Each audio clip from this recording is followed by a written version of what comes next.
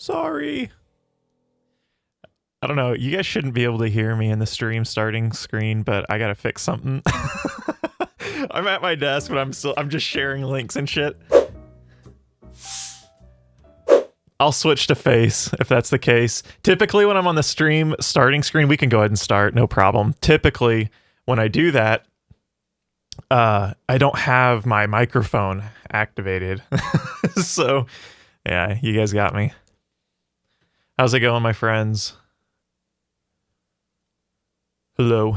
No problem, man. Here we go. Yeah. So interesting stuff we got going on today. We're going to be streaming with Victor. I was working to do a little bit of a shout out on Instagram, but yeah, Instagram sucks, man. I mean, I love Instagram, but the shitty thing about Instagram, you can't share links unless you have like 50,000 followers or something. Like, what the fuck? Like, why can't you, like, the fact that they have like a cap limit on when you can send links out in your thing, like, that's so fucking weird. Why would they do that? I don't know.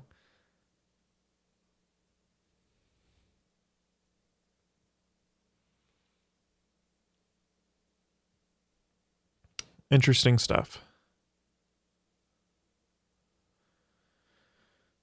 All right, what's going on with you guys? How's it going with you? Again, I always ask this because, again, I'm always, not always, but lately I have changed a lot of my audio settings up. Everything sound good? No clipping? Nothing too loud? Everything, microphone sounds good, I take it? I believe it does, but, you know, I have an audio meter, but sometimes the meter can lie.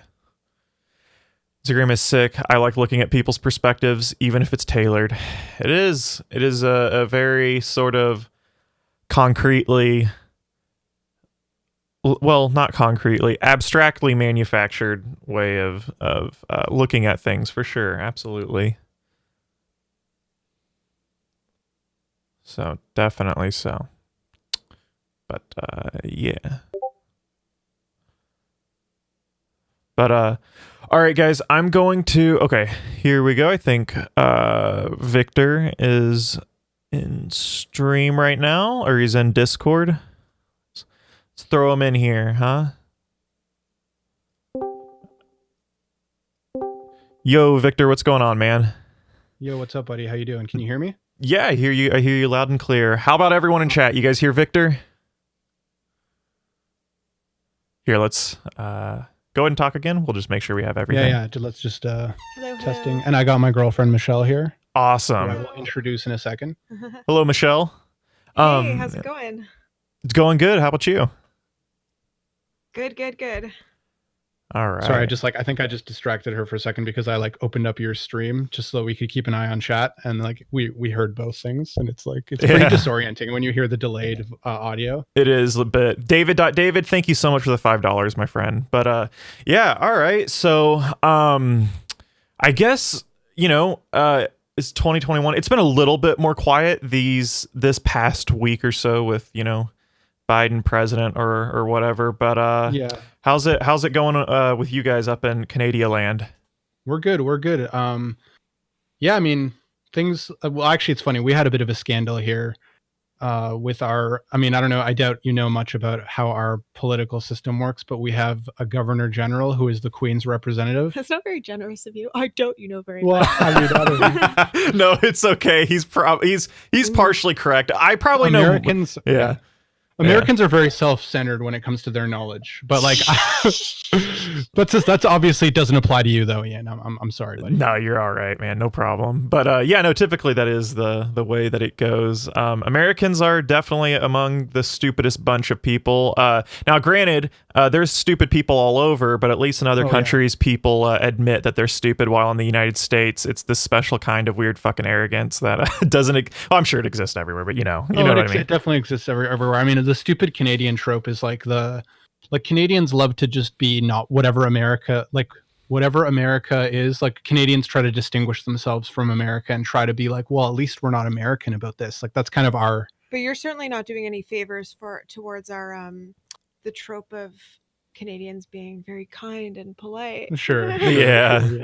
No. But yeah, so what I was gonna say before though, just about the scandal going on here, like I was saying our Governor General is like the Queen's representative. Technically, she's our Commander in Chief.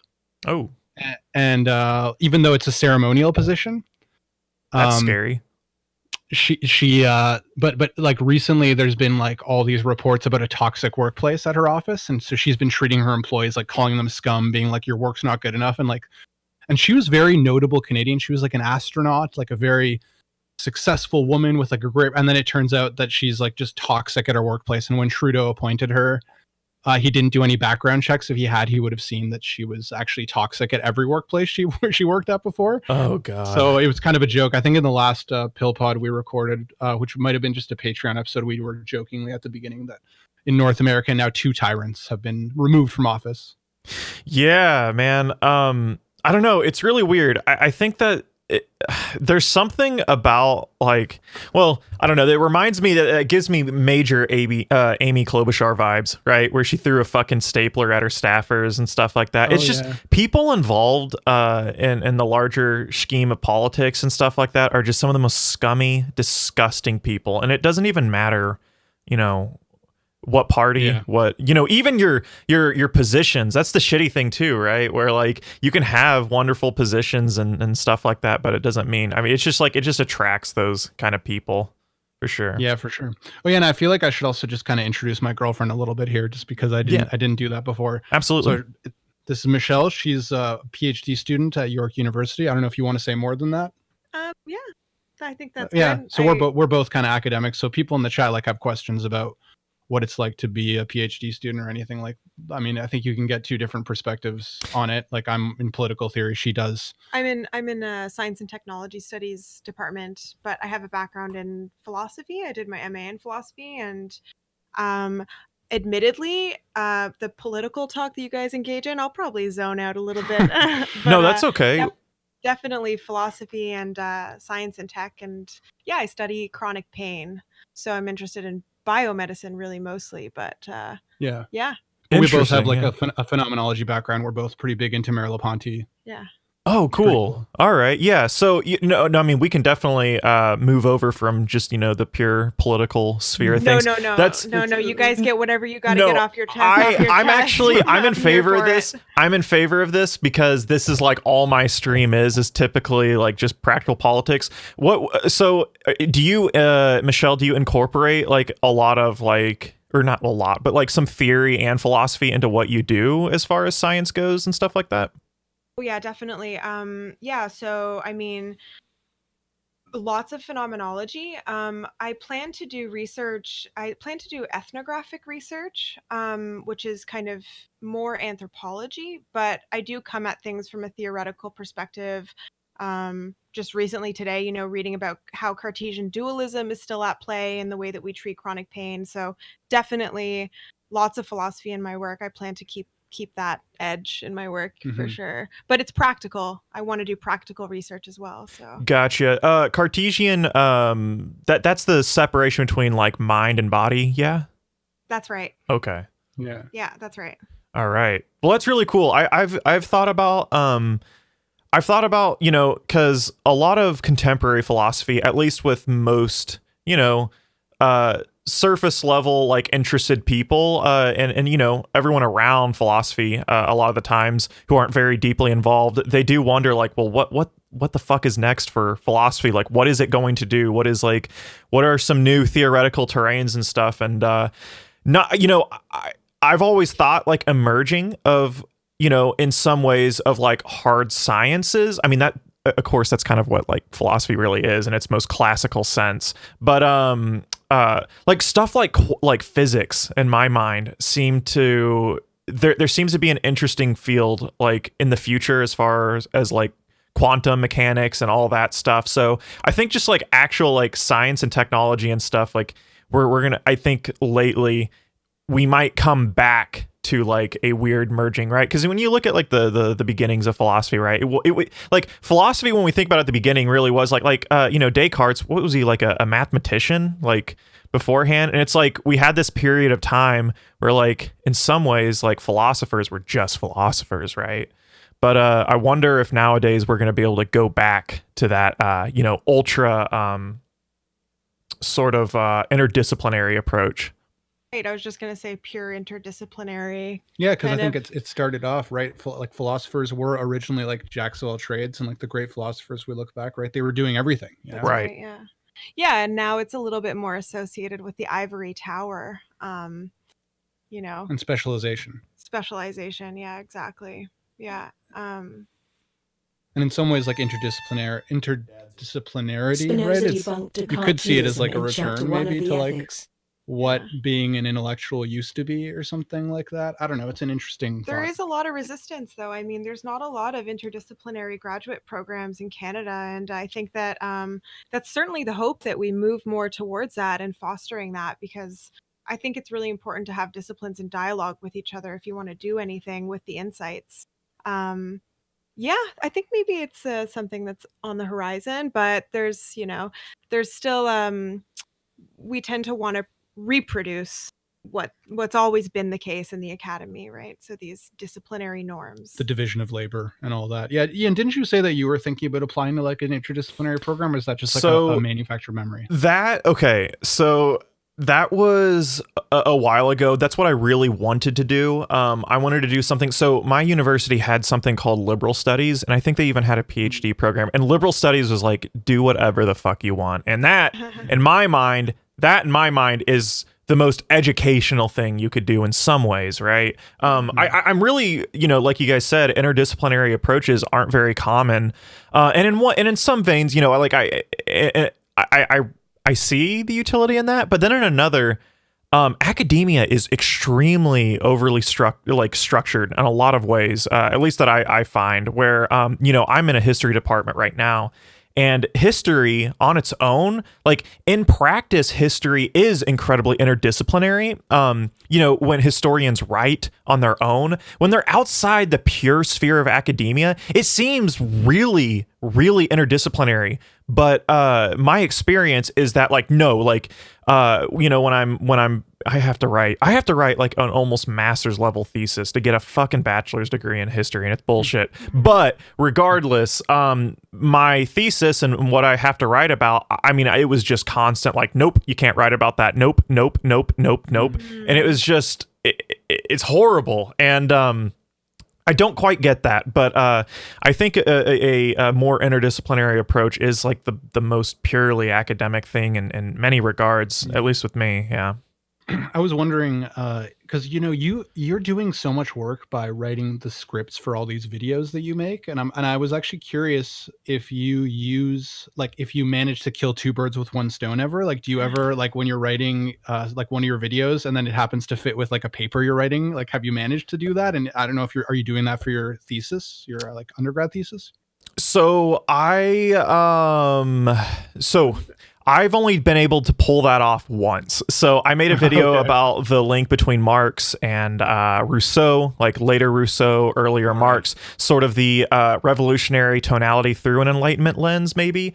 And I just tried to kind of merge those two together for a video. And I was able to kind of do that with a paper because I took a political philosophy class last semester, and it was sick. It was awesome. But I was able to, for the final, I pretty much copied, for about 2 pages. It was like a 10 or 11 page paper. It wasn't too bad. And for like 2 pages was purely for my script.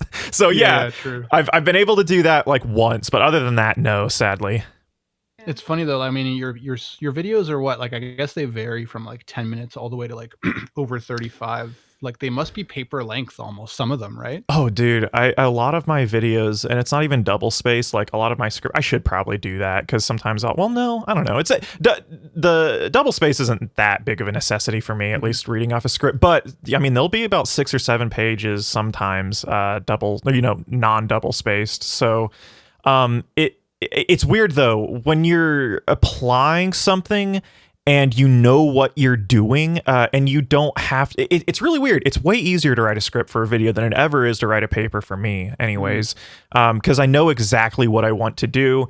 And a lot of like the videos that I try to do, a lot of the shorter ones, I don't do this process, but the process that I like to take in the videos that I like to make are primarily, I like to take a book, I like to completely take a book and put it into video form while trying to sacrifice as little detail as possible. So that's sort of my main approach. But with my shorter videos, they're videos that don't focus on, like any work per se. Like I made one about cyberpunk. I went into a little bit of detail about Mark Fisher's Lost Futures, and that one was a little bit shorter. The only one that really necessitated a short video is like The Birth of Tragedy from Nietzsche. But yeah.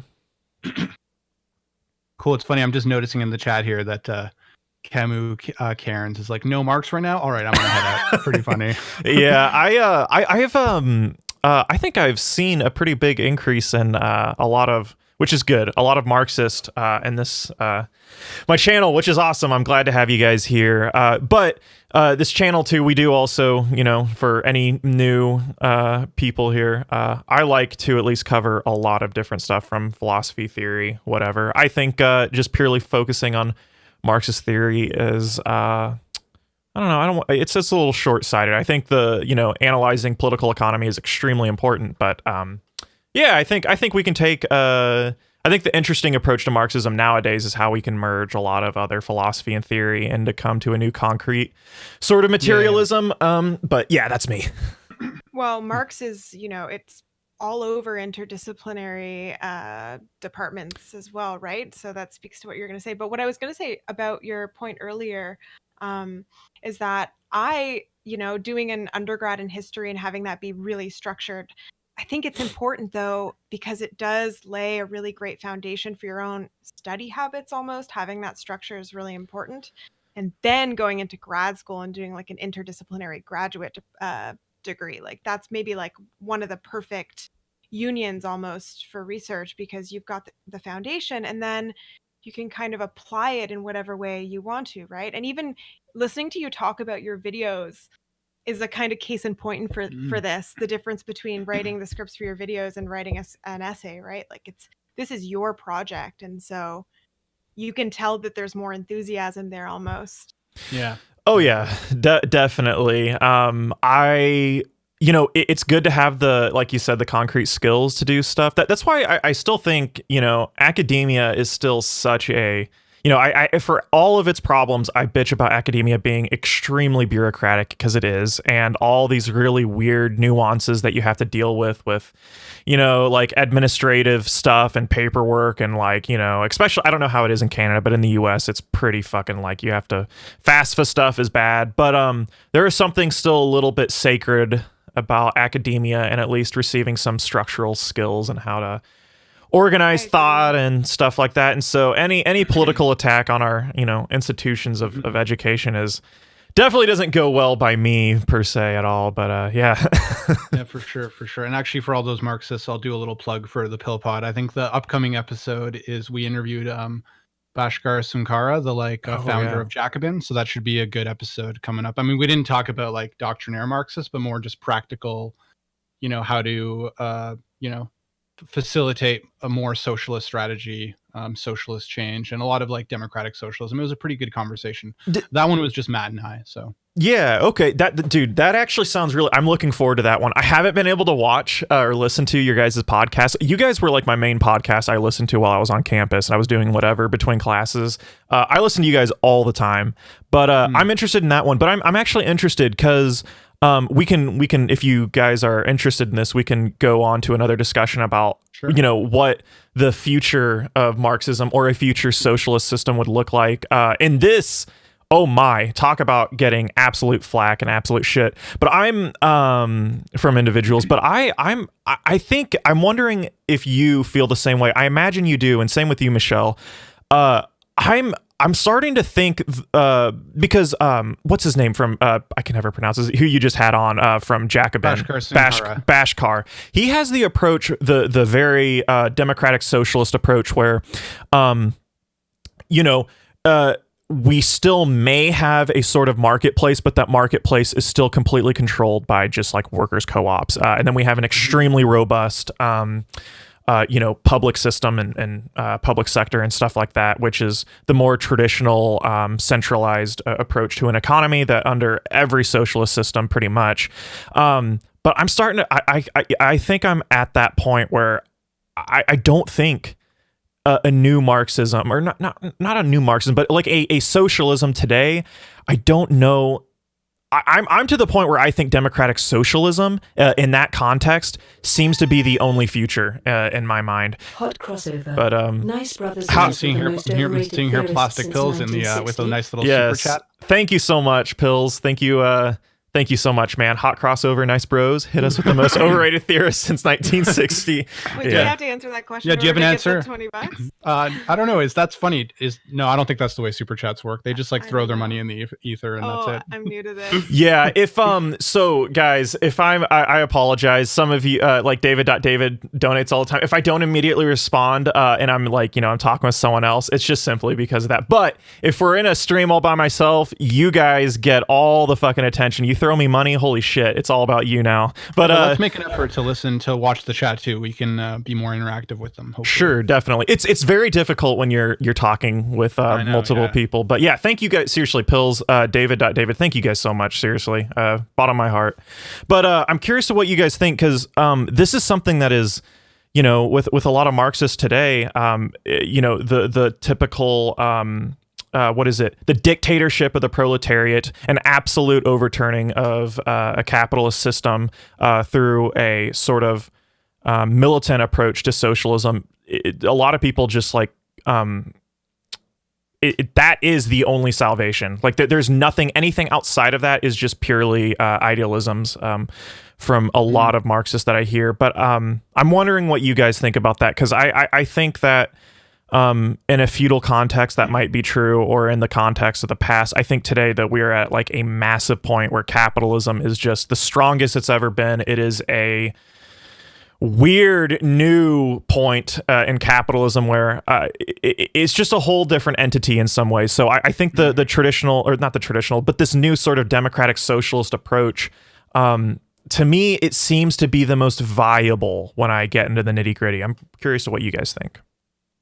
Yeah, I mean, I definitely have never been convinced by the sort of like classical Marxist dream of, kind of eliminating all forms of alienation or something. I mean, maybe that's a bit of a straw man to like doctrinaire Marxism, but it does seem like at least within Marxist activist spaces, there is that tendency towards this dream of, dictatorship of the proletariat, in the sense that you eliminate all alienated structures and that everybody is kind of participating and their will is being expressed, in like they become the state. There is no need for the state because there's no disconnect between our wills and our egalitarianism and reality, so we don't need the mediation of the state. Like all that seems like unrealistic nonsense to me. I think we're always going to have some sort of alienated structures. I agree. We're going to need, I think also like market competition doesn't seem intrinsically bad to me. Like I think industrialized capitalism, the way it works, is functioning today, there's a lot of reasons to be skeptical of it, but I think we're a little bit too quick to throw the baby out with the bathwater, because I think there is a lot of, and of course Marx said this himself, right? There is quite a bit of productive potential in market exchange. So like, I think it's important to make a distinction between capitalism as the evil capital C capitalism and just some form of market exchange, which, as you noted, Sunkara, right? He does talk about that you would have, workers' comps, but those firms that are workers' comps would still be competing with each other, right? So there would be market exchange. And I think that all those things make sense to me. So yeah, like I would say we have to be pragmatic about like what's possible. And there's a lot of other philosophical reasons about like subjectivity and human nature that I think we could get into, but like, I was just going to say, someone in the chat just wrote, alienation is constitutive of human subjectivity. Yes. Absolutely true. If it's not capitalist structures, it's something else. Exactly. Right? Sure. Sure. It's a lazier response to the issue to say, get rid of it altogether than improve upon it. It's so deeply entrenched. It just doesn't, it's just not realistic. Yeah, totally. Yeah, I think it was Christopher. Yeah, that's of course exactly right. So I, in a lot of ways, share an absolute ton of what you said. So there's a couple different angles with this. So at least with my my position is that in the long term, when I say long term, like I'm really saying long term, I don't even know if something like the commodity form will ever be for a if we're going to take the Hegelian approach, we're reaching absolute like being whatever. Yeah, and I mean, I think the commodity form gives a lot of, granted, the abolishment of the commodity form itself isn't necessarily like, I don't think like all Marxists think that should happen per se, but no, I think in my mind, like in the long term, I am a communist. I think in a communal, stateless, classless society is in the long term what we should be rooting for, but I think with what you're saying, like right now, the capitalism is in so many ways radically different, and I think having a little bit more of a pragmatic approach, and not necessarily thinking completely through a purely theoretical lens, which is something that, and we're a theory channel, philosophy channel. I do that all the time, but sometimes I do think that something like democratic socialism is fairly radical, yet at the same time fairly pragmatic as well. Like market systems still would even exist. Market systems still did exist in real existing socialism in the USSR and China. Like I think in the most bare fundamental like definition of markets, it's like even a kid selling lemonade like on a fucking stand, that's still technically a market, right? So yeah, exactly. I'm with you on that, but I will say this. I had his name's James from Prolocal. He makes YouTube videos. He is probably the most so, and we talked a little bit about this, the cultural fetish, the fetishization of Marxism, that you know what I'm talking about, like on social media where people have read like a little bit of Lenin and then they've read a couple secondary sources and then they claim to be the all understander of fucking Marxism and stuff. He even talked about this, but he is a very explicit Marxist in almost every single way, but he's one of the best thinkers at it. Like he's the most concrete analytical person in this approach that typically I don't find that with Marxism a lot, sadly, because I think Marxism is at its best when you do think in those lenses. But his approach is actually that like even this, like it doesn't matter.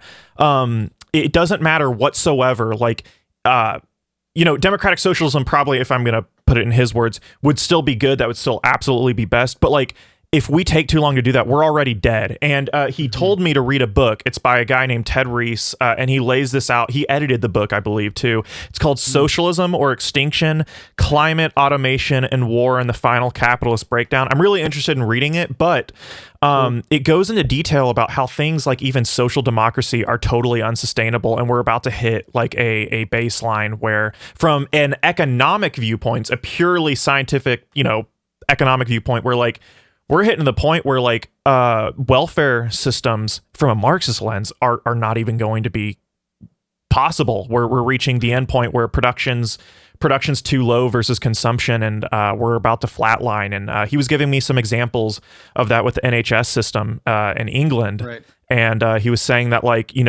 even like the left, the quote unquote left with the Labour Party, they're even supporting initiatives where like immigrants have to pay for their healthcare, and we're reaching a point where there's such like we have to ration these welfare sort of benefits, and he said that's going to continue to grow. And so in his mind, it is absolutely socialism or we're all dead.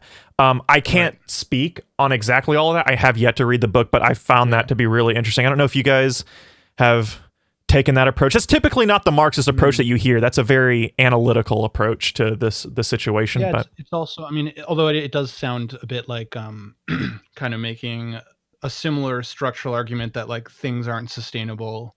It's like sort of predicting the decline of something based on current conditions, that like you can't keep it going. And like, yeah, I'm not sure. I tend to be somewhat skeptical of those like predicting in the future that like something's unsustainable, but like, yeah, maybe. I mean, there's finite resources and finite things, but I did just want to mention, I feel like we should answer Pills's, he gave you that generous super chat, and I feel like we should, answer the question of what the most overrated theorist is. Gotcha. Yeah. Sorry. No, it's cool. Yeah, I apologize, Pills. Okay, hit us with the most overrated theorist since 1960. Oh, fuck. Yeah. I don't know. Michelle, do you have an answer for that? Oh man, everyone seems to be saying Chomsky, and I'm like, you know what? That's a pretty good answer. I not think a so bad too. I think I was actually about to say Chomsky, perhaps, but maybe in an opposite vein, the fact that like Chomsky wasn't he's a theorist, but he's like an anti-theorist and all. He bitches about theory all the time about it being overly complex. So maybe Chomsky is a really good gateway into theory rather than. If we were going to separate Chomsky, I would say, what? Yeah, I mean, I could That's give hard. you like, it's hard. I mean, I think like the answer that comes to mind is like right now is just, I suppose, like, I don't know if you're familiar with like the speculative realist movement. They're pretty contemporary. Like they're trying to like get beyond like idealism and phenomenology and trying to like merge scientific rationalism with Oh, I know what my answer is. Okay. And I've just found them to be like unimpressive, and they tend to straw man like phenomenology and other things, but like that's a pretty niche answer, so I don't know, sorry if it's unsatisfying to people. No, yeah. My answer is Daniel Dennett. Oh, Daniel Dennett. I like that. I like that for sure. No, even Explaining people. consciousness, my ass. Yeah. Yeah. Cool. That's a good answer for sure. Yeah, that's his famous book, I guess. Explaining Consciousness, right? Yeah. Yeah. I can't think. I'm not exactly. Like when I think of like post 1960s, I think Derrida, Foucault, maybe like Deleuze and Baudrillard. But I don't want to say that. Like I can't put any of those on because they're all like good in a lot of ways. So yeah, for sure. Yeah, it's funny. I mean, even these overrated, like, to be clear to the chat, I think like even if someone's overrated, it doesn't mean they're like bad. They're just like maybe overrated a little bit. Because I'm just seeing Nick Hall's bro, what? Daniel Dennett's amazing. Well, Daniel Dennett is not amazing. I vehemently disagree. Okay. I mean it in both senses. Okay, true. Right. That's me. Yeah. You know what the craziest thing? I think did you Pills and Victor? I don't know if did you guys. I think I saw Pills maybe post about this, but this is something that has always boggled my mind. I don't know if it was in your guys' Discord. The fact that like an argument about whether God existed or not was like the peak intellectualism on the internet for like 5 years ago. That to me is mind-blowingly bad. Like I talk about intellectual dork web with like Sam Harris and stuff like that. That is the most like I want to say like it's almost sort of not worthless, but like it's just goddamn, like that's peak, that's peak like analysis of the hard analysis of the world, like whether God exists in some weird like debating Christians or some shit like the Christopher Hitchens era, right? The like the Four Horsemen. I mean, actually, it's funny. We talked about that on our episode with Ben Burgess on our PillPod. We talked about like the evolution of debate lords, and we sort of talked about how this kind of started, right? Of course, the new atheists were really popular at the time when YouTube became a thing. So like the first YouTube videos of people getting owned, right, were of course videos of like Dawkins or Hitchens like owning some theists. So it's funny. That's like kind of the start of it all in a way. Yeah, it's one of those things where like you don't even. I think it's just kind of surface philosophy. Maybe it's just really surface level philosophy, yet it's treated as some like large insane intellectual endeavor. I don't know, I just always thought that was kind of silly when I look back. Yeah, there were definitely some funny videos back then, though. I think we might have talked about the PillPod, how there's one when like, I don't know, Dawkins goes on Fox News and like argues with Bill O'Reilly, and it's pretty satisfying to watch him like. But yeah, of course, that whole thing. And it's, I mean, I'm not trying to like rehash what we talked about on the PillPod, but I think the main point of that episode was sort of how it's kind of ironic how a lot of people who are really into atheism have like kind of shifted over to what we call now the IDW, and the IDW is now sort of like they are kind of trying to actually recover in some ways. Like, so they went from being atheists to now kind of being like pseudo theists in like Jordan Peterson. And stuff. Yeah, like dude. It's like a weird contradiction where like people, they were really anti-God and pro-rationalism, and now they're like, I don't know, it's like a weird mix. It's hard to describe the phenomenon. Maybe some kind of dogmatic approach to living. Yeah, or something. I don't know. It's a strange phenomenon. Yeah, it's like it's like cultural spectacle and like philosophy is entertainment, purely entertainment, or like politics is entertainment is what we see today. A lot of the times on this stream, and this is even aside from like the IDW, well, not necessarily. I mean, it's definitely in the same vein in some ways, but we're reaching, I think, like with social media, we're reaching like peak political confusion with stuff, because you have podcasts like Chapo Trap House, you have these satirical podcasts or shows, and they talk about very serious political content, as they definitely can, but people will take a lot of their halfway sort of shit posting sort of talk as some like large intellectual like gospel, right? And so like people, it's so hard nowadays for most people to discern between what's like halfway, like with what's like politics is entertainment, fucking around, just shit posting, and then like actually having a genuine sort of like halfway analytical concrete discussion, right? Yeah, totally. Actually, it's funny. I'm just seeing some stuff in the chat about like authority and semi-religiosity, and that's interesting. I mean, it makes me think of something I've been thinking about. And actually, Michelle and I were talking about it earlier. You might find it interesting. I've been reading this book by, do you know George Lakoff? He's like a linguist and philosopher and kind of like a cognitive scientist. I do not. Yeah, so he wrote a pretty famous book called Metaphors We Live By, and then he also wrote a book afterwards called Moral Politics, where he kind of uses linguistics and cognitive science to talk about how like conservative and liberal like heuristics, their thought process is structured around these kinds of like large constellation of metaphors. And he basically argues very persuasively and interestingly that like the conservative metaphor and that structures their thinking is like the strict father metaphor. So like politics and morality is like the strict dad. And then he connects it to all kinds of other metaphors, like, for example, like strict dad. And then that leads to a metaphor about how morality is strength. So like which means you have to have discipline. And so you need authority structures to make sure that you can properly develop your moral strength. And then, of course, the liberals metaphor is the nurturant parent metaphor. And then like, I haven't actually gotten to the chapter that goes into detail about the nurturant parent metaphor. But in any case, it's like, at least I thought of the metaphor because I think maybe some of the hunger in the Jordan Peterson, it's like, because I think they're seeing the world from this sort of strict father mentality. And it's like Jordan Peterson is like telling them, oh yeah, like morality is something that you're supposed to be submitting to this legitimate authority so you can build your moral strength, right? Like, clean up your room and stand up with your back straight. I don't know. That's right. Yeah. So before I respond, thank you, Nate, for the $5. How's life? My life's been pretty good, man. I've just been doing lots of YouTube, having a discussion right now with Victor and Michelle.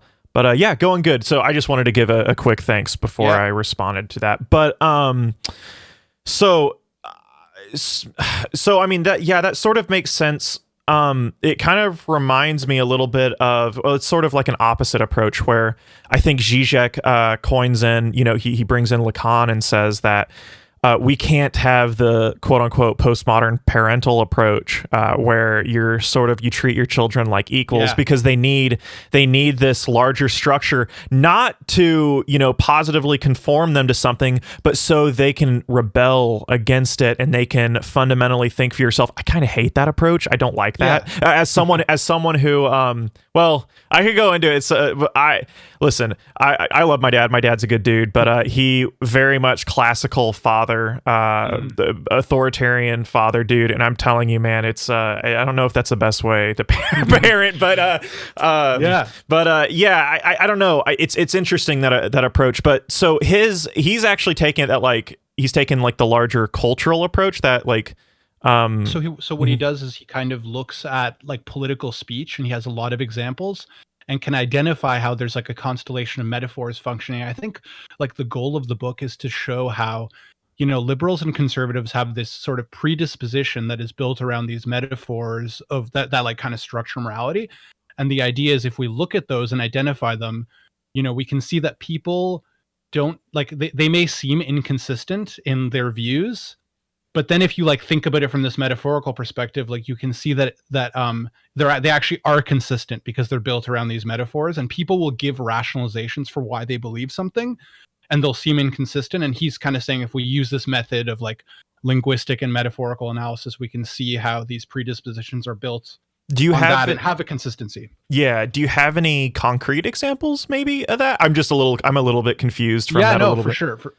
For sure. So I think like if you think about why it is, so I think sometimes conservatives are a bit resistant to looking at certain kinds of evidence. Like even if you show them that there's evidence that, for example, prison reform, like let's say we want to move to like our Norwegian model where we actually treat prisoners like human beings and give them opportunities.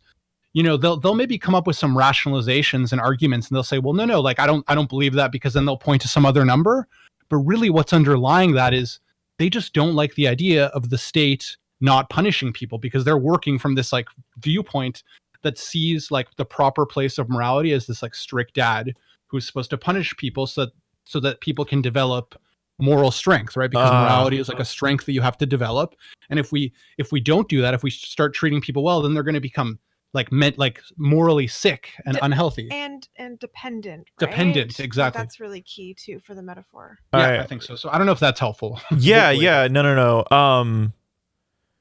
Yeah, I mean that's that makes sense. So there's like a lot of like moral backdrop behind like the realm of speech and stuff like that, where it's I mean that makes sense. Yeah. And you know what, I should say, like, I'm not finished the book too, so I'm kind of like, explaining things that I'm just reading now. So like, it's not necessarily fully complete, but it's compelling. And I've found it, I guess, lately just a little bit helpful for, I mean, Michelle and I were reading some stuff, and it ended up coming up, and I feel like, looking at things from this metaphor perspective, I felt like it's been easier to think like a conservative. I don't know. It's like, it's given me this like heuristic where I'm like, oh yeah, like that's why. They're holding that view, because they have this like overarching metaphor about like strict dad, that you have to like make sure people develop moral strength, and that there's like legitimate authority and illegitimate authority. Well, you have to wait and see if the metaphor itself checks out, but I do think that like we think in terms of metaphors in many realms, and so that's usually quite helpful in understanding things, for sure, and habits and dispositions are not our own. For sure.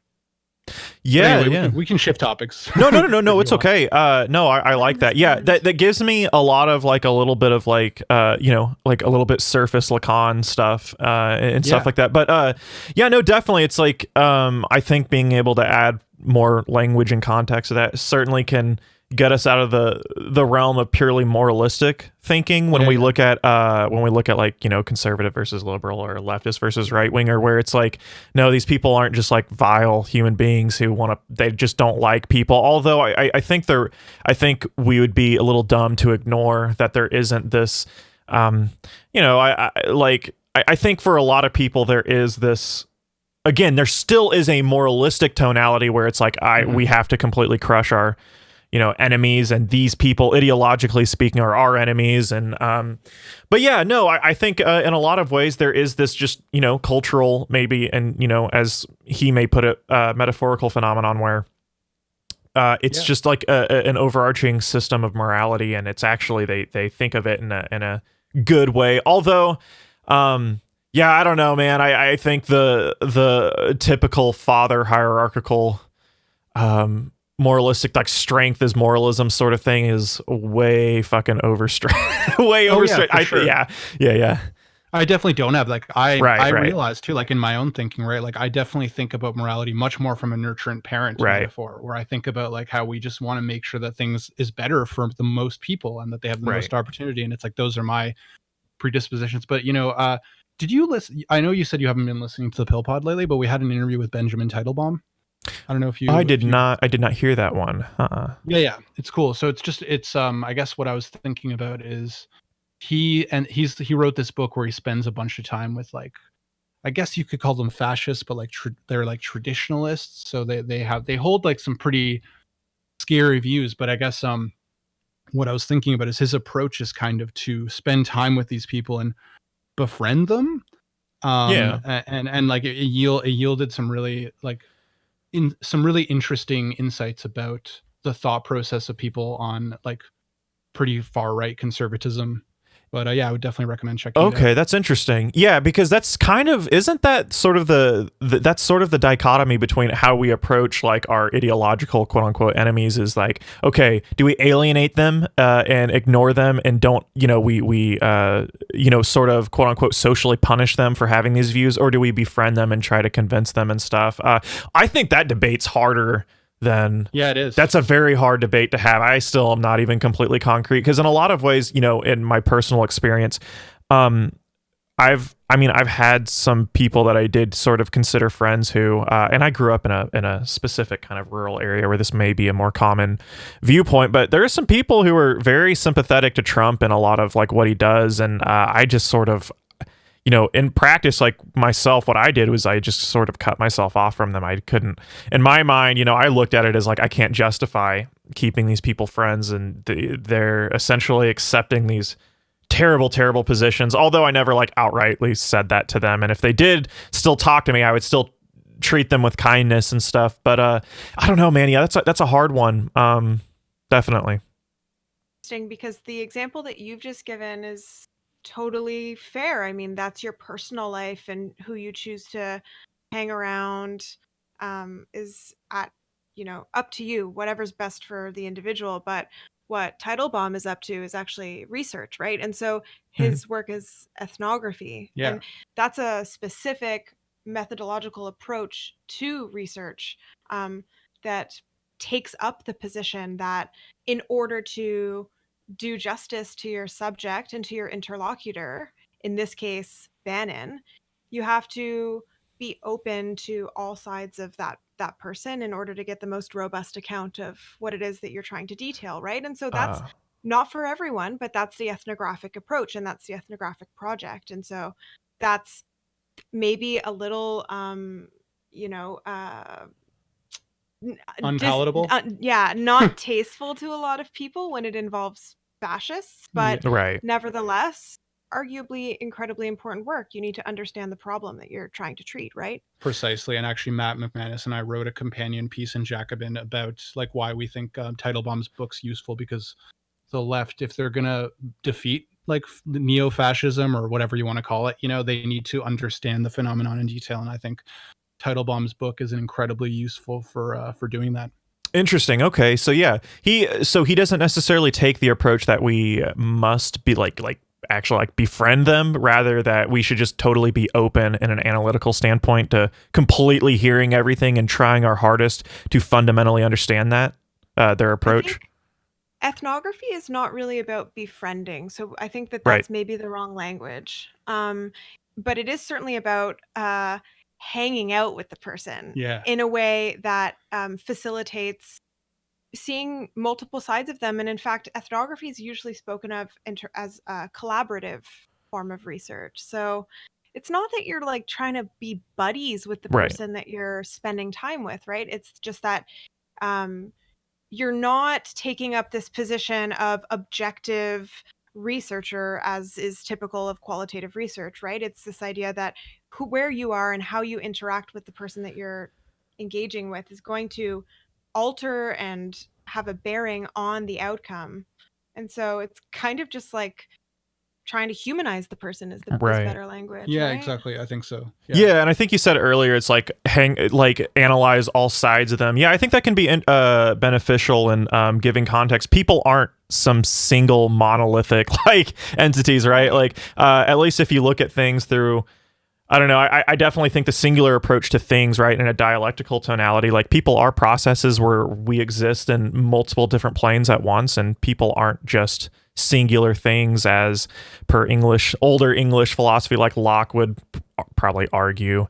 But yeah, no, I like that. Yeah, I think that's something definitely I think the left would be good to incorporate. That's something that even for me might be a little bit hard, because I've always taken like, when I said, if there's people I knew who were, big Trump supporters, I felt an almost moral responsibility to not allow that sort of, I had a moral responsibility to socially distance myself from them maybe in that regard it may be wrong, but a lot of my experience, I think, it might help. I've came to the conclusion is like I sort of had the opposite approach at first, and it's like for some people, this may be a question of ideology. It could be about like really sick, weird, twisted morals for some. I wouldn't argue for most, but it's just like it doesn't matter what you say in some ways. Like you could give the most reasonable arguments, the most reasonable, you could appeal to them in almost every way, and it's weird that people still come to some very strange conclusions, Yeah, totally. And I think, we don't necessarily have to adopt, that ethnographic approach, but like I'm glad Teitelbaum is doing it, because I think it gives us, we can like read his book as leftists or whatever, right? If you're looking at it from sort of a leftist activist perspective, and it's like, good, he did that work. Right. And now we understand.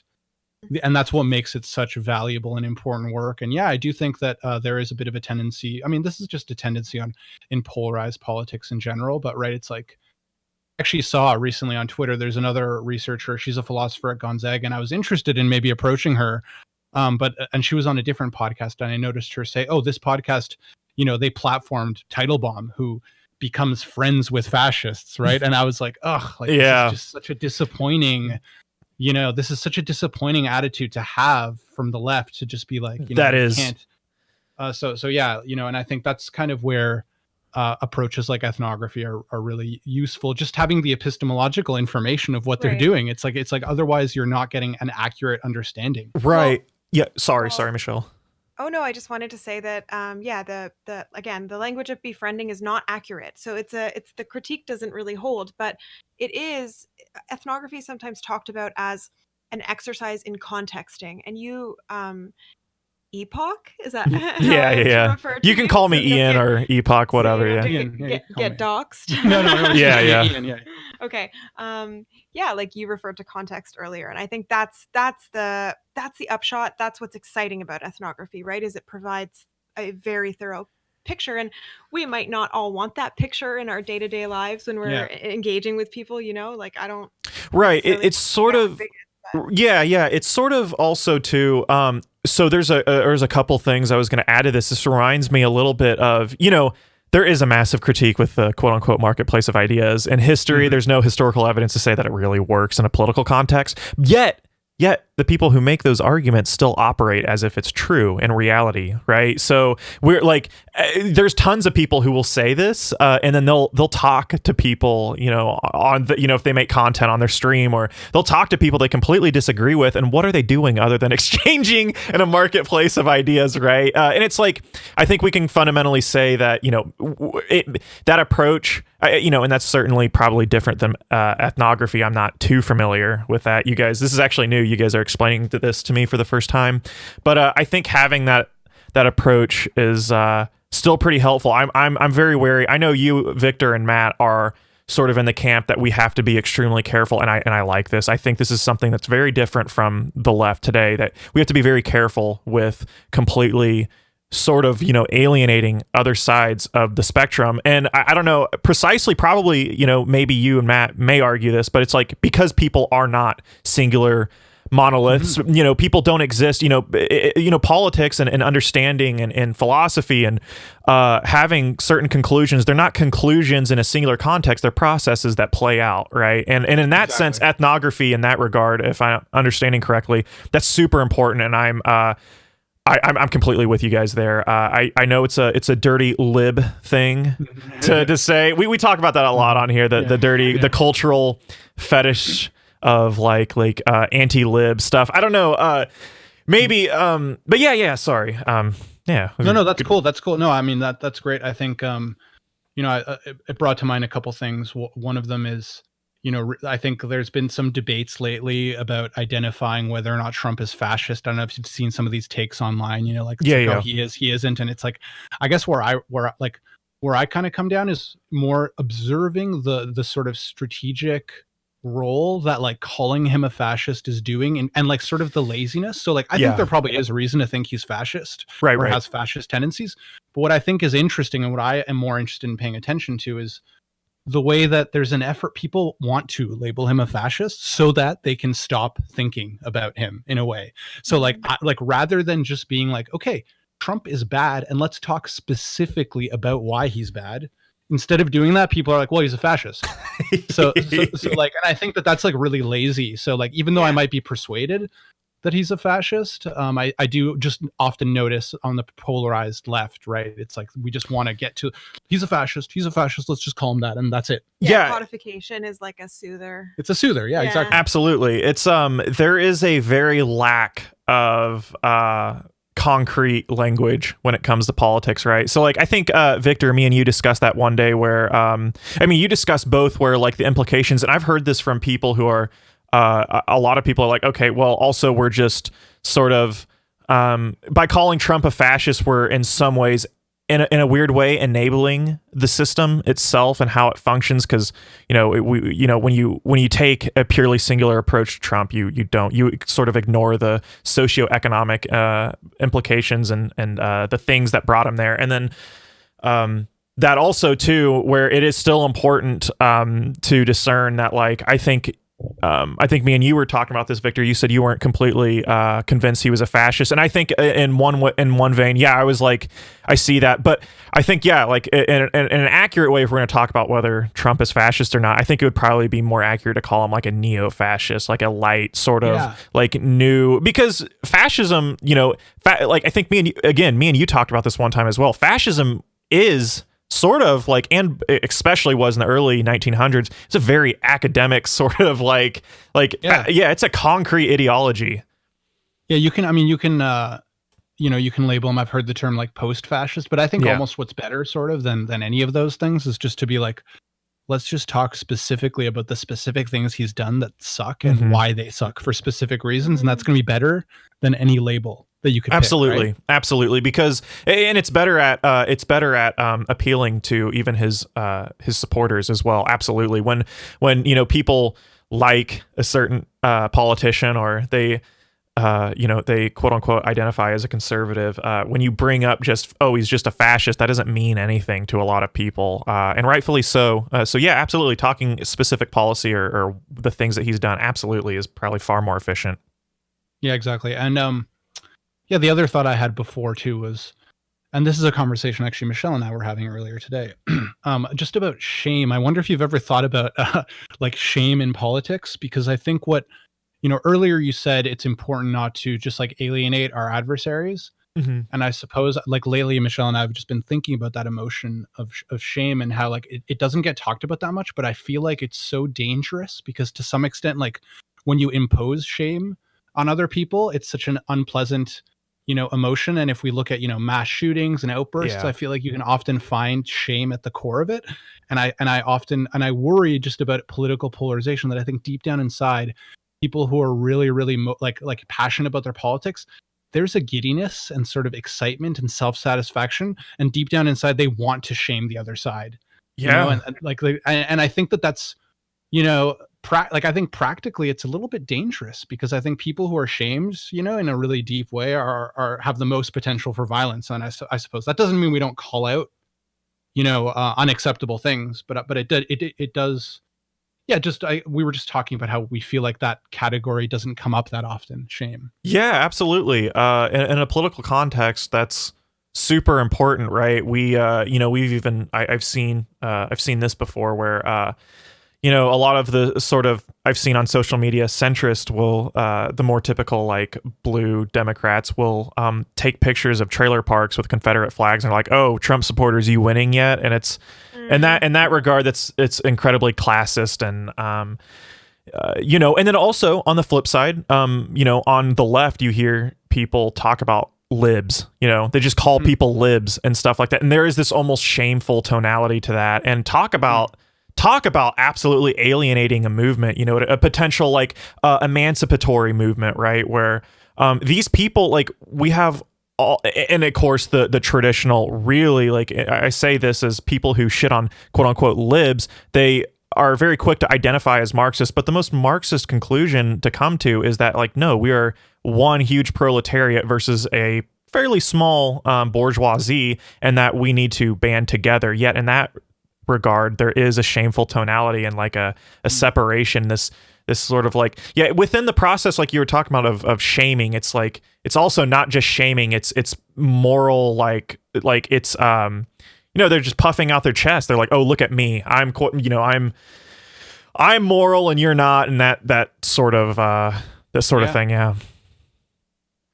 Yeah, no, for sure. I mean, I think what the interesting thing about shame too, if you like sort of think about it, I feel like to some extent it's like one of the most unpleasant emotions, because there's not really an upshot to it. Like shame usually gets converted into a different emotion because you want to get out of shame. So you'll get angry if someone makes you feel ashamed, because anger feels a lot better than shame, because shame is like pure exposure.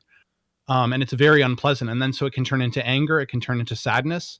It's like a spark, And Yeah. It's obviously something that's really hard to avoid, as Sartre notes, but it's also interesting in the context of the discussion you're both having about fascism and about how these simple terms, well, they're not simple, but they're certainly alienating. Yeah. Right. And I wonder if that codification could be thought about as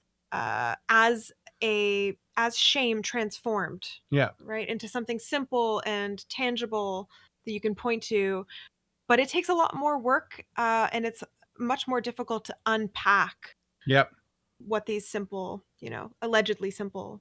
Yeah, for sure. And actually, and I'm noticing in the chat here, Mumps is saying hard disagree. We need more shame. Shame is a social regulating mechanism. So I will say the father speaks. The father speaks. I love that. No, but actually, Mumps, like I don't actually necessarily disagree with you. Like I do think that shame is a social regulating mechanism, and it can be useful. Really, the point I'm trying to make is just we should pay attention to the power that shame can have and how dangerous it can be. So like, if we're perpetually shaming people, and it's such a like a volatile emotion that we just need to be aware of like what it's doing. But what Mumps says that's absolutely right is shame can only be productive if we have social glue. Yeah, right? I like that. So yeah. That's where the nurturing mother comes in. There's maybe an overcorrection on the liberal side in terms of shame, as Victor and I were talking about. Yeah, earlier. like I think Bill Burr has a joke where he says, now we're trying to shame the shamers. And it's like in some ways that's what like liberal, or like, I don't know, SJW, it's like trying to eliminate shame in every single facet of life that you can, right? Feel good about everything that you do. And it's like, that seems to me to be an overcorrection. Yeah. Sure. But it's true that shame can be productive if there are those robust networks that are willing to unpack the cause of shame and its manifestations and what to do with that emotion, because you can do a lot with that emotion, but you need the support to do it, right? Yeah, exactly. And you need trust. Yeah, no, I like that. I think Chris says shame isn't productive, though. Shaming individuals with no common morality doesn't seem useful. Yeah, totally. Like definitely without that cohesive social glue, and like you guys, Victor and Michelle, were saying, there needs to be an understanding of what shame is and what it does, and have, we truly do walk around in life and political navigating in a very confused lens in a lot of ways. We don't understand what we are doing, especially in the modern contemporary digisphere with social media and stuff. Like that's why a lot of I talk a lot about social media on here, and a lot of I'll get a couple people in chat who get actually a little sometimes, and I understand this, maybe a little aggressive. They're like, God damn it, like this isn't like, dude, it's just Twitter. Well, like, guys, like social media is becoming more and more and more relevant, and it's like this line between reality and sort of social media, like it can be overstated in a lot of ways, right? So the political, people are quick to say that it's not a reflection of the politics at large, but like look at things like QAnon and what happened with the Capitol. Like it absolutely is, and we operate and we do things so differently in a context on social media. And just like with shame, like talk about not thinking about what you were doing a lot of the times, and it's so much easier to do on social media versus in real life. Like in real life, like people are way more way less confrontational in many contexts. So yeah, absolutely. And I think it's a really important point about social media, because I think for shame to maybe have like a socially productive impact, it's like, as we were saying, you need that glue, you need that trust. But guess what's like kind of impossible over social media? It's like feeling that intersubjective trust with another human being, right? Like you're just looking at a screen. So it's actually very hard to develop that like feeling that I'm actually having an intersubjective experience with another human being. And that, like, I think is deleterious to the productive potential that maybe shame can have. So that's interesting. I almost want to push back against it. There's been some cool phenomenological work about how you can actually trace different but similar meaning structures in, online chats. And I mean, it's pretty preliminary stuff, of course, but you never know what things are going to be like in 20 years from now, right? I mean, that might be like the most authentic and ubiquitous way of forming intersubjective relationships and trust. But I do think that it certainly hinders our ability to unpack and communicate in the same way that we would with, when we're embodied, and we have time to dwell on concepts and have conversations, which is what's needed for shame to be productive. And I think for shame to be productive, it has to actually be converted into something else. It can't continue to be shame. It has to become, the will to correct or something, to be better, to be better in a way that's like understanding. But I think also, like, over social media, it's true. There are like new communities that are created, and I feel like, right now this is an example, right? Like Epoch, we're getting to know each other, we're becoming buddies, and all the followers and stuff, and this is a beautiful thing. But it's also true that you're not like when you're in front of a screen and you see like someone on Twitter or whatever, or Instagram, it's there. It does. I think it is. It does magnify a certain kind of negative shame, because people are comparing themselves to images on Instagram, and they're like, and if people say something over text, like, you can't really get the sense of what they're saying, so you can take it up in a really ultra negative way when you read it, so that can like magnify our own self. That's why they made emojis.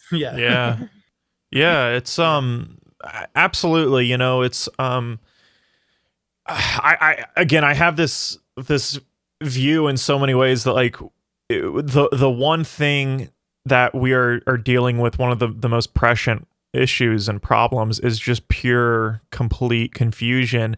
And it's confusion through the lens of like progress and scientific progress. So it's like, the world's always been confusing, right? Like, we had religious spirituality to try to give us answers on things, and science absolutely has helped us understand a lot of things.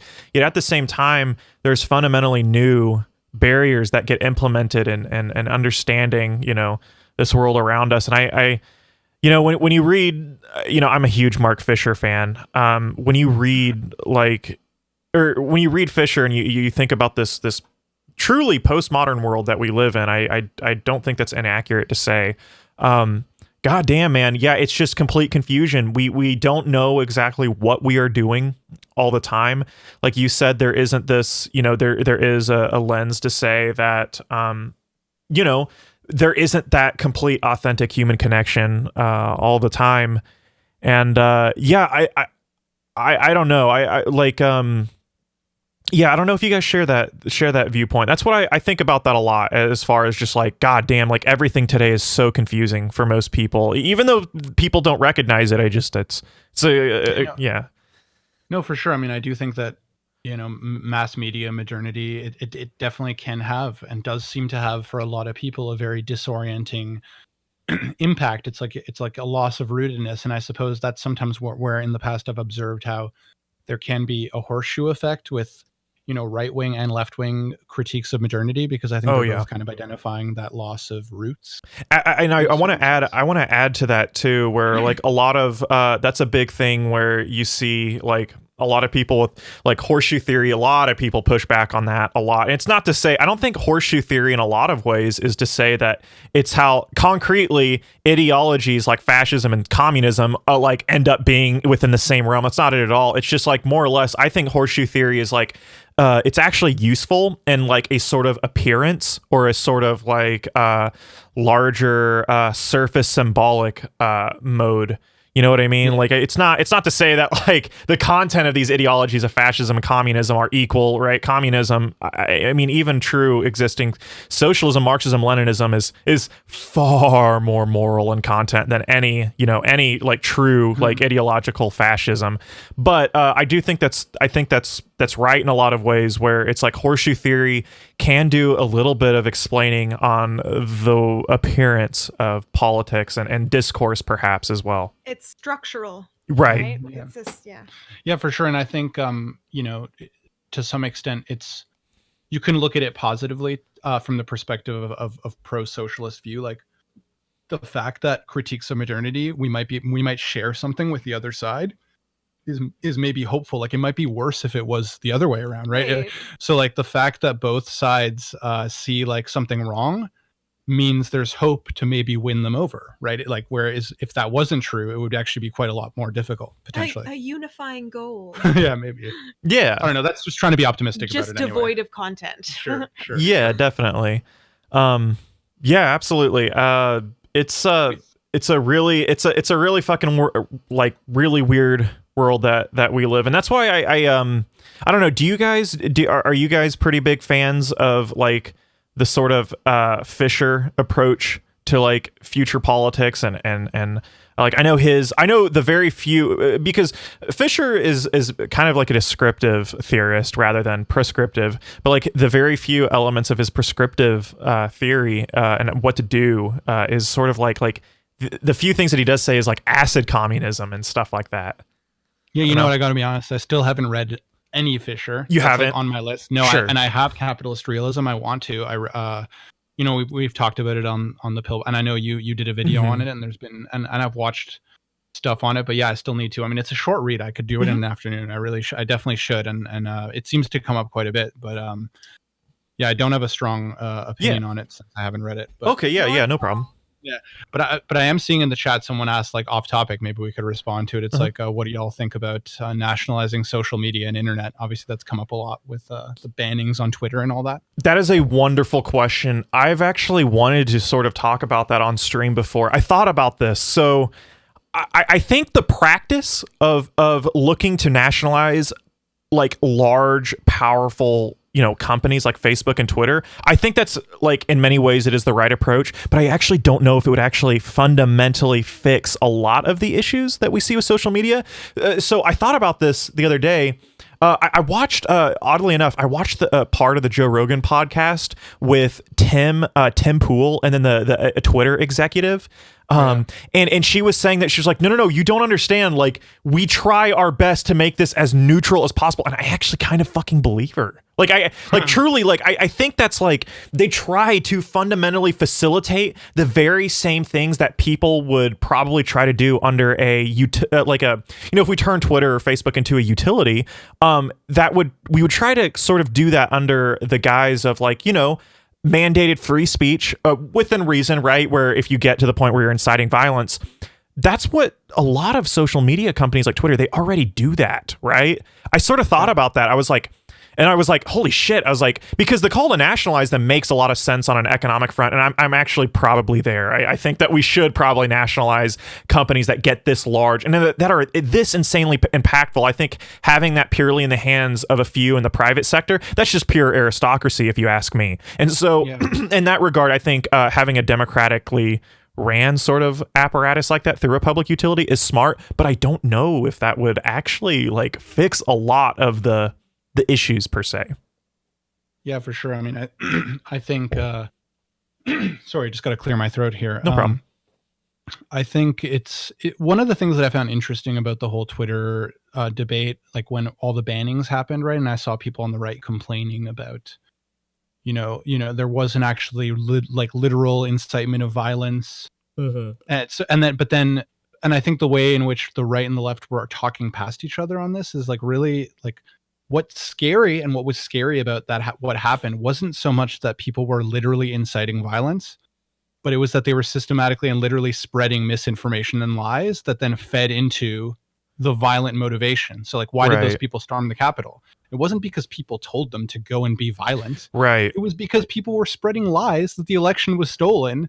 And then from that, once you believe that, right? Like, think about if you actually believed that the election was literally stolen, wouldn't that kind of morally justify you to go and, potentially storm the Capitol and try to No. take back this? It wouldn't. Well, I'm just saying it's possible. So like, that's where the incitement is. And it was about the spread of misinformation. And then I guess you get to complicated questions about how do you decide what's true and not, and could a government do a better job of that than Twitter? Maybe. And who's responsible for that decision that X justifies Y?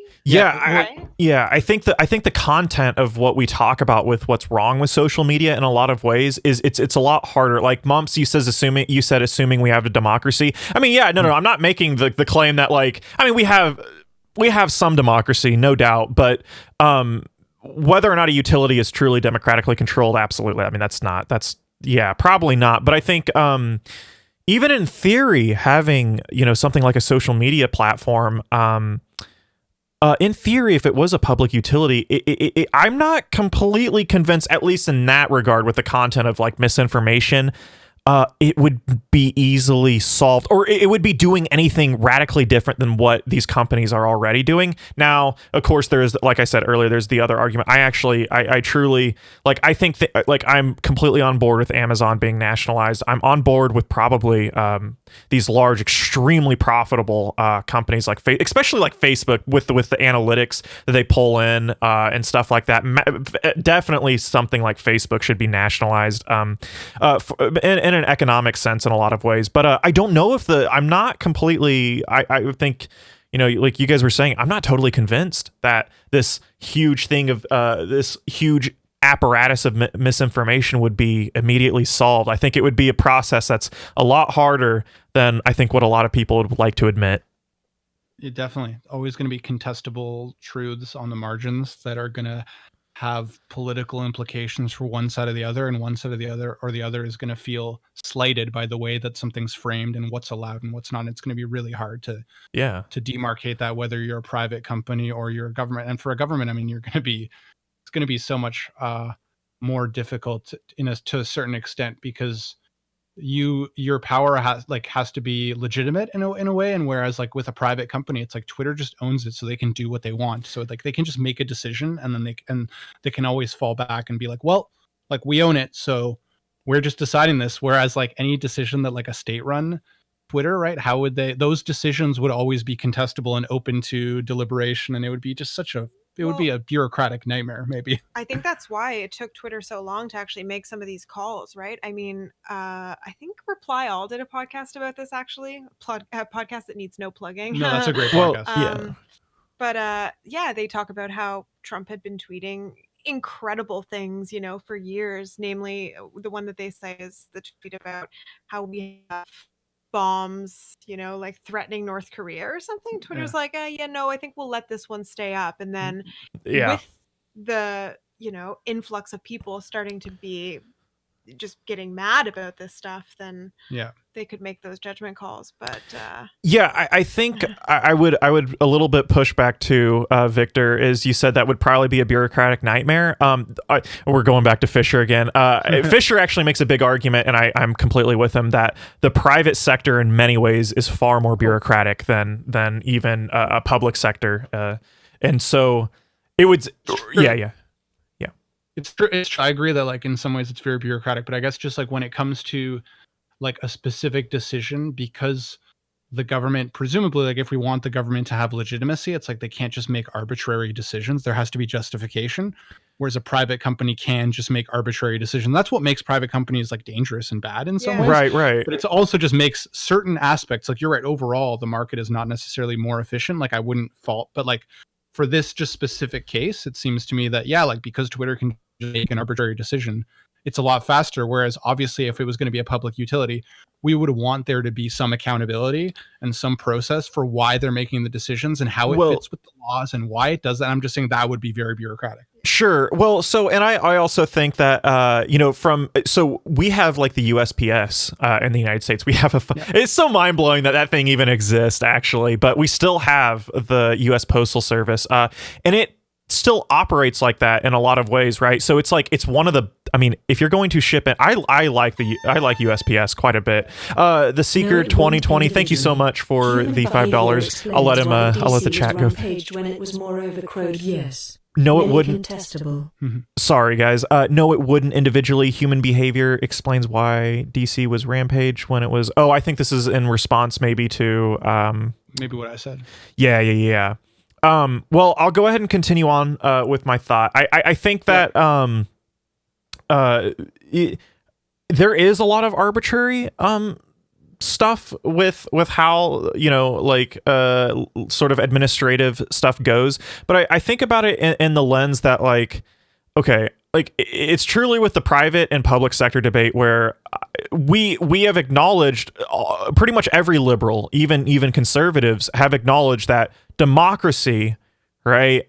And we can debate on, you know, the level of democracy or whatever, what that means per se, but democracy is valuable and it is necessary for future human conditions, and I'd agree. I'm a Democrat in that way, but I think with the private sector, what we come to is a standstill where it's like you're just admitting with the private sector you're okay with like aristocracy when it comes to just one person under a sort of capitalist lens. And so I think that I still think that even like something like nationalizing Twitter or a larger social media apparatus and turning it into a public utility would still probably really, I think it would put it into a more democratically controlled sort of thing in a lot of ways. I agree. Yeah. I agree. Like, I would be for it too. I was just my point was more just that it would be more contestable and more messy, but like it wouldn't be as straightforward because they can't make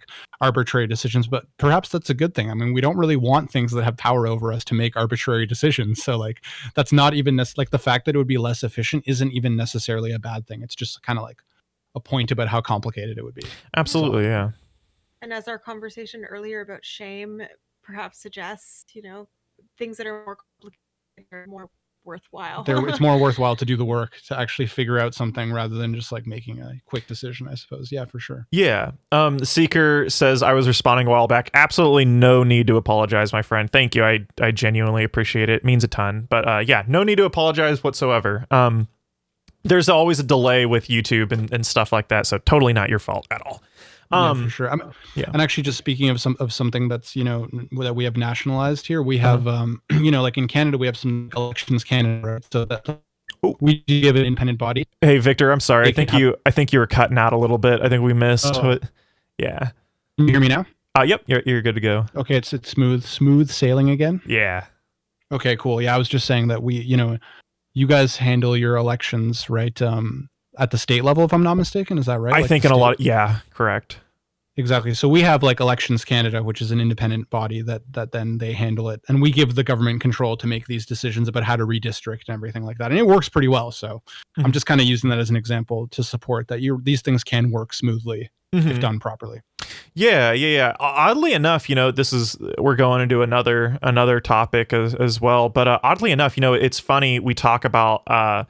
You know, a lot of people talk about the rigging of elections and stuff. And to be fair, that does happen in the United States, especially among primaries. Like it's this is where a lot of people, like the Democratic primary, like when you look at exit polling data, it is so fucking clear. There was so much shit going. Like the margins was like triple the amount like the OAS claims to be election fraud in South America. So that exists, but like when you look at the evidence and data, it's actually pretty mind-blowing how reliable and pretty safe federal elections are. Like, so there's some evidence to like state and city elections, especially in the past, were pretty unsecure in a lot of ways. But dude, federal elections in the US are really secure and very accurate. It's pretty crazy, but yeah, for sure. I mean, here too, we haven't really had any problems, although our elections are a lot simpler than yours. But yeah, we've never had election machines here either. It's always been paper ballots this whole time. So that's kind of funny. But you guys have all those complicated machines, I think, at the state level, right? It's absolutely. It's I'm convinced I think that there's been some journalism to suggest too that a lot of the manufacturers of these machines pay for a lot of candidates' fucking political like campaigns and stuff like that. So that's really shitty too. You're seeing a complete fucking you're seeing a complete conflict of interest there. But yeah, no, it should all be fucking paper ballots and everything like that. And and like you said, like it is primarily a state ran sort of endeavor in a lot of ways. And I think it's very different from state to state. I don't think I have. Oh, so there's different machines, right? You can run a paper ballot through a machine, and then there's actually like it's a digital machine where you vote from the computer. I've never done that. And I've lived in Missouri and in Kansas. Both have been paper ballots, and you run them through a machine. So okay, cool. Yeah. You guys also have a lot more things on your ballots, but I was just going to mention, I think we're probably going to be heading out in about 10 minutes. So I don't know if the chat has like some questions that they want. I just wanted to give that opportunity in the last 10 minutes in case. Absolutely. I will, guys, ask away. Victor, Michelle, this is all you. I got to go pee really bad. So I'll be back. Okay, no guys, worries. Ask away. Yeah, we're here. But like, I don't know. Now it's just going to be dead air. I feel like when Ian's gone peeing. So favorite meal. Oh, good question. Bagel and lox. Lox and cream cheese. Yeah, that's a good one. That's right. Bagel. Yeah, Montreal style bagel too. Thoughts on Deleuze? Yeah. So Heidegger over there. Wow, I didn't know we had a Heidegger in the chat. But Deleuze, I think you're like banned now. I don't think we're allowed to talk about Heidegger. Yeah, I actually don't know Deleuze. Have you read Deleuze? Yeah, I've read some Deleuze. I like some of his stuff.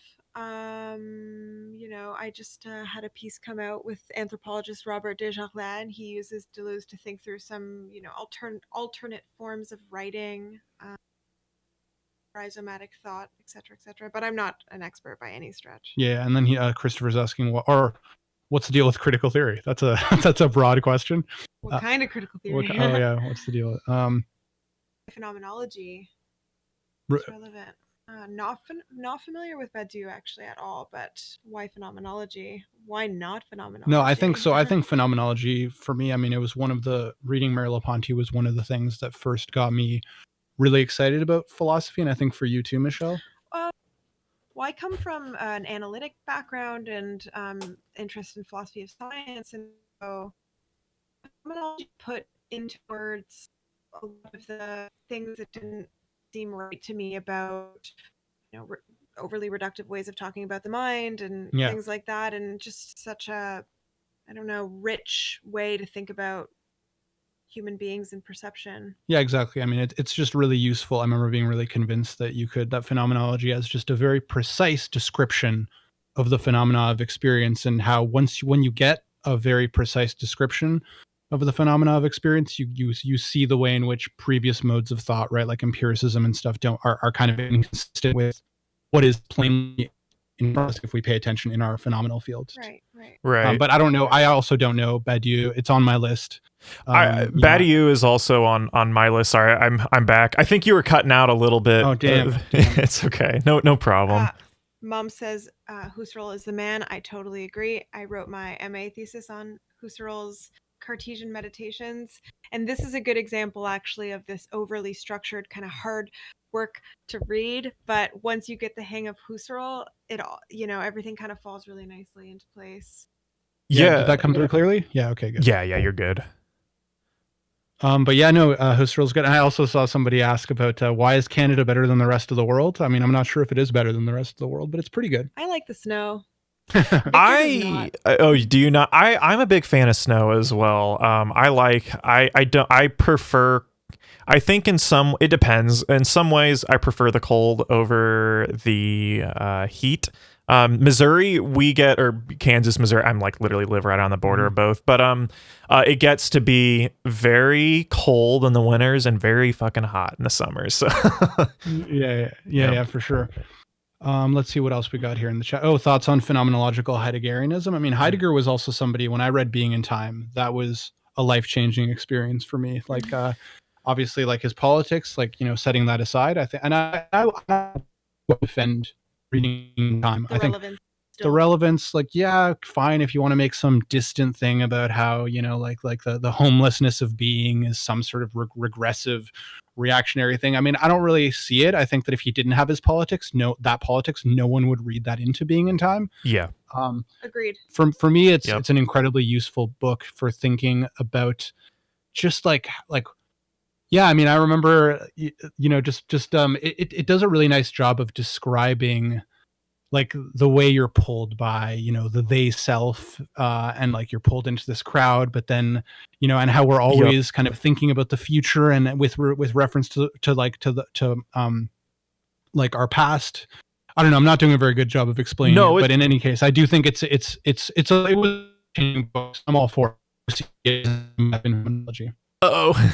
More robot voice, sadly. But we got the majority of what you're saying. Yeah, no. Okay. Heidegger is, I think, one of the most underrated and underappreciated philosophers in a lot of ways.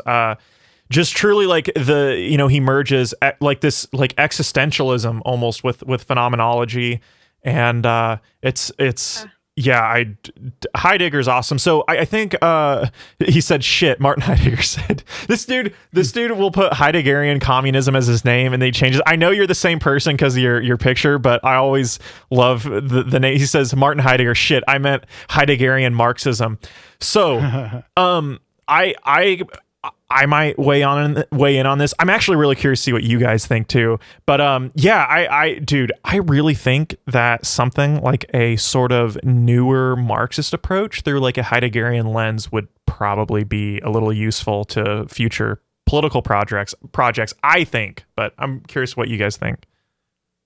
Yeah, I mean, I think Heidegger is good for like diagnosing like society and modernity in a similar way that maybe Marxism is.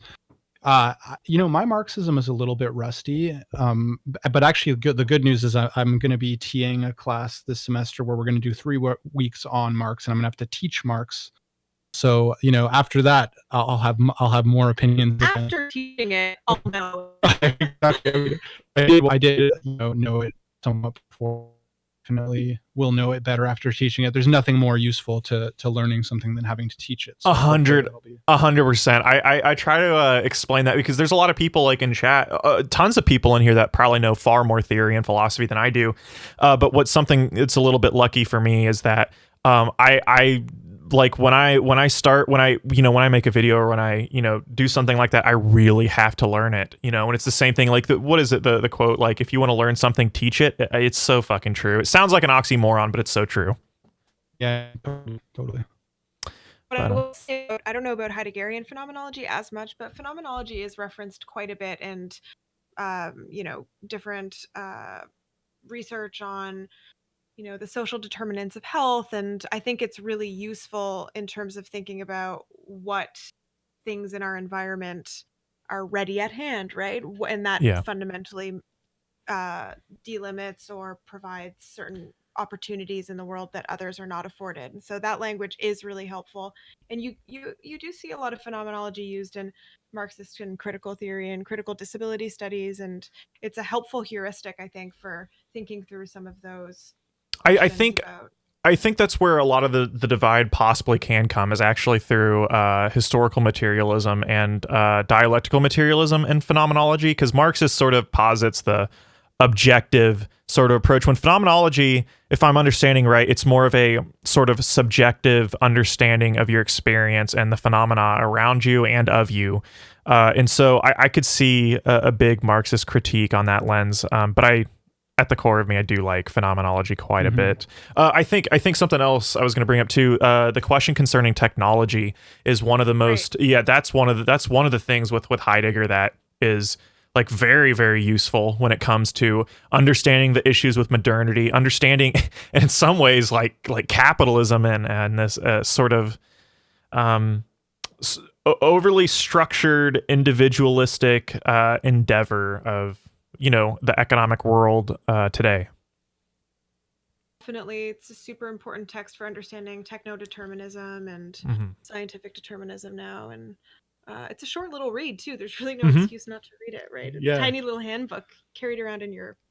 It's a good one. Yeah, it's definitely a good one. And I guess where Heidegger can get a little bit weird for me is in some of his later works. I think he becomes a little bit mystical, and he starts talking about being in almost like a pseudo or like Platonic sense, that it's like being is something that shepherds you, and like that's where I think people like some reactionaries like Alexander Dugin and others take him up in his like really like almost mystical metaphysical music in later works that I'm not as familiar with. But Well, I cut out there. I think I cut out there again. Yeah, I think so. So something I've noticed with Discord, just a little side thing. I think a lot of the times there's something called like input sensitivity. If you go into your settings, you don't have to fuck with it now, but later, if you go to like voice and video, so a lot of the times it has like an automatic input sensitivity, and sometimes that can be really bad for some people on Discord. So like there's a little like bar where you can choose what like the sensitivity of your mic. You may want to mess with that later, but yeah, it's not that big of a deal. It's just kind of cutting out here and there.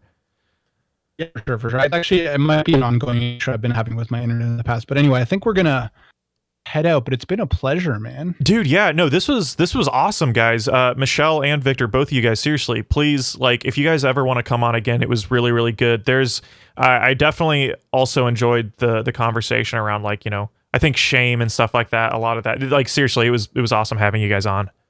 Yeah. Thanks again, and thanks everyone in the chat. For hopefully everyone enjoyed, and yeah, we'll see you guys later. Hopefully soon. Yeah, absolutely. Thank you again, guys. All right. So, all right, that wraps it up for that. We can stay and chat for just a little bit, but yeah. So great show. Yeah, dude. I really like Victor quite a bit, and it was nice meeting his girlfriend. That's actually his girlfriend, Michelle. I think they're both PhD students. Victor's as they said before, Victor's the political theory dude, and I think Michelle's into the sort of like science and technology and the philosophy of technology, which is really cool, honestly. Was a pretty dope stream, man. Yeah, thank you guys. I enjoy doing stuff like this. I like having little short chats. It's a lot of fun. Pills and Epoch, best theory channels on YouTube. I appreciate that. Hey, if I'm even in the same conversation as Pills, I'm happy. I'm doing well. But yeah, no, seriously, thank you guys for hanging out. I'm probably going to head on out of here soon too. Also, something else that I have to announce. I think I made it into a post, guys. I am actually getting a fucking camera. Okay, guys, this is a webcam. I've made it look really good. I did really well with the color settings. I did I have lighting and stuff like that, so I've made it look really good. But typically, I haven't seen a webcam look this good. Anyways, I am getting an actual camera though. I'm getting a mirrorless camera, so have a better camera for stuff. So that's cool. And that's all thanks to you guys on Patreon and people who donated. David, especially, man, holy crap, David, you have helped immensely. The Seeker, Nate, Pills, thank you guys. But yeah, ultimately, YouTube members and Patreon, you guys. I'm happy. I've been able to upgrade a lot of stuff. I have a better arm now. I have a better microphone. My microphone's a condenser. It sounds a little bit more natural. It's less sibilant. It's awesome. I've been able to step stuff up. What's her last name? That's a good question. I will ask Victor, and I'll even update the title of this stream whenever I'm done. But yeah. So I that was a good. I was going to ask him that too, but I'll check up on that and I'll put that in the title of this. But yeah, guys, seriously, thank you so much for hanging out. As always, same spiel. We were just talking about it. Patreon, if you guys want to support a couple bucks a month, you get early access, exclusive content, voting rights, depending on the tiers you can get in the credits of the video. Definitely keeps all of this alive. Same exact thing on YouTube members. If that floats your boat better than Patreon, feel free. But yeah, seriously, if you guys, other than that, bookmarking our Amazon link helps a ton. But thank you guys so much. I genuinely, it's always a lot of fun to do these streams. I love making these videos. Seriously, I appreciate all of you guys a lot. This is a fun time. So I will see you guys later.